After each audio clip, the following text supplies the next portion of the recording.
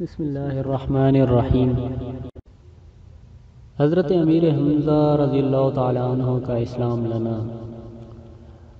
نبوت کے چھٹے برس کا ذکر ہے کہ ایک روز ہمارے نبی صلی اللہ علیہ وسلم کو ہمارے نبی صلی اللہ علیہ وسلم کو کوہ صفا پر بیٹھے ہوئے تھے۔ ابو جہل لعین وہاں پہنچ گیا اور اس نے نبی کریم صلی اللہ علیہ وسلم کو پہلے گالیاں دی، اور جب نبی صلی اللہ علیہ وسلم گالیاں سن کر چپ رہے تو اس نے ایک پتھر حضور صلی اللہ علیہ وسلم کے سر پر دے مارا، جس سے خون بہنے لگا۔ نبی کریم صلی اللہ علیہ وسلم کے چچا حمزہ رضی اللہ تعالی عنہ کو خبر ہوئی۔ ابھی وہ مسلمان نہ ہوئے تھے، قرابت کے جوش میں ابو جہل کے پاس پہنچے اور اس کے سر پر زور سے کمان ماری اور وہ زخمی ہو گیا۔ حمزہ رضی اللہ تعالی عنہ پھر نبی صلی اللہ علیہ وسلم کے پاس گئے اور کہا خون بہنے لگا۔ نبی کریم صلی اللہ علیہ وسلم کے چچا حمزہ رضی اللہ تعالی عنہ کو خبر ہوئی۔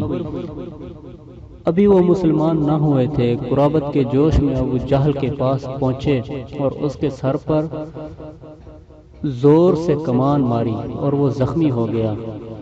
حمزہ رضی اللہ تعالی عنہ پھر نبی صلی اللہ علیہ وسلم کے پاس گئے اور کہا بھتیجے، تم یہ سن کر خوش ہوگے کہ میں نے زور سے کمان ماری اور وہ زخمی ہو گیا۔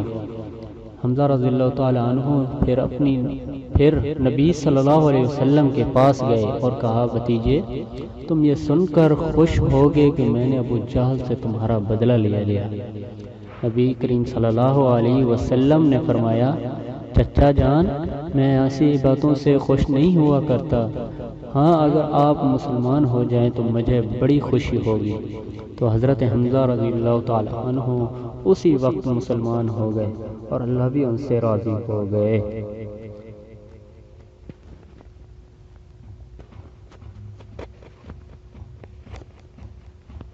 ایسی باتوں سے خوش نہیں ہوا کرتا، ہاں اگر آپ مسلمان ہو جائیں تو مجھے بڑی خوشی ہوگی۔